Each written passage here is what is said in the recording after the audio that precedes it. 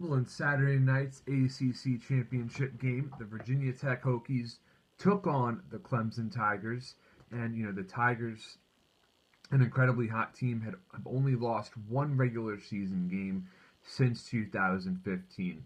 Were the heavy favorites early on. It looked like Clemson was going to blow the Hokies away. However, Virginia Tech hung around, they battled and competed until the very end, and Clemson absolutely positively earned every bit of their 42-35 win over Virginia Tech. Now, Clemson's offense was red hot early on. They were unstoppable. Deshaun Watson came ready to play, both with his running and his passing. Clemson jumped out to an early 14-0 lead, and it looked like they would blow away from the Hokies from there. Of course, that didn't quite happen. The Tigers, they didn't even punt until 6 minutes left in the second quarter. I mean, their offense just could not be stopped in the first half. So, the Hokies really had to fight to just make this a game. At one point, Virginia Tech trailed 35-14, and that was late in the third quarter. So, to see the Hokies come out, score touchdowns on 3 consecutive possessions to make it a game, and come, less than 15 yards away from tying it up on their final drive. It speaks to the character of the Hokies, and it also tells you that, hey, Clemson was simply the better team. The Tigers, as I mentioned in the preview, were statistically superior to the Hokies in virtually every category heading in, and when you're going up against a Heisman candidate quarterback in Deshaun Watson, who accounts for 5 touchdowns, you just have to tip your hat and say, look, Clemson, they earned it. They're in the college football playoff, and there was no doubt about it once they came out on top of this game. Gerard Evans, of course, did not play his best game. He threw a couple of interceptions, but this game was a massive, humongous sign of his leadership. He rallied the troops to make this a ball game. The offensive line loved blocking for him because of his approach, his running style, just refusing to go down until you really gang tackled him. So, Evans, he didn't exactly get it done on the ground.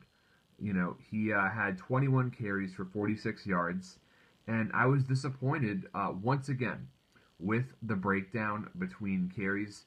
Evans averaged 2.2 yards a carry. Trayvon McMillan ran for 2 touchdowns, and he averaged over 5 yards a carry, and he only ran the ball 7 times. So, once again, Gerard Evans, overutilized. Trayvon McMillan, underutilized. A common theme from this whole season. I don't think necessarily everyone agrees with that standpoint on my part, but I firmly stand by it.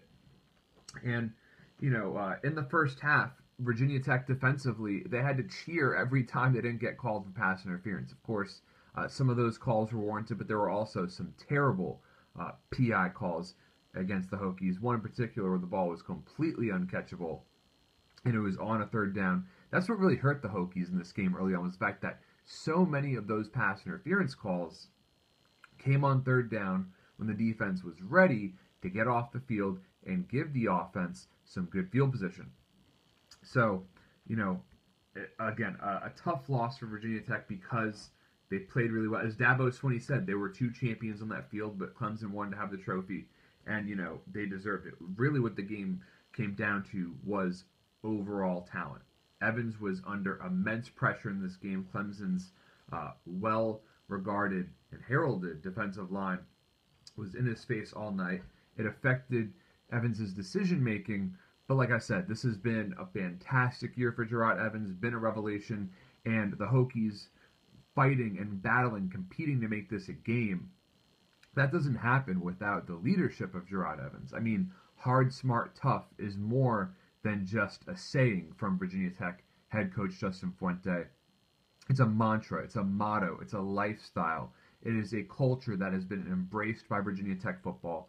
And rarely do you want to say that I hope a recruit watched our team lose, but I do hope recruits watched Virginia Tech football play last night, because they saw a team that is headed in the right direction, that does not quit, that plays fun and exciting football, as does Clemson, of course. But I think when Justin Fuente is modeling this program, he sees what Dabo Swinney's doing and would like to do that in many ways. After all, Fuente interviewed to be Dabo Swinney's offensive coordinator 6 years ago. So, like I said, Clemson finishes the year with a 12-1 record, going to be playing in the college football semifinals, and they earned it. Virginia Tech at one point was considered a dark horse to make the playoff, which I thought was a little bit ridiculous. But a lot of Hokie fans were just hoping for a 6-win year to make a bowl game. 9 wins right now, so a 10-win season is still possible. Virginia Tech will now turn its attention to the Belk Bowl in Charlotte against Arkansas. So really looking forward to seeing how the postseason plays out. Hope you all enjoyed the ACC championship game, and thank you for tuning in, and please subscribe to my channel.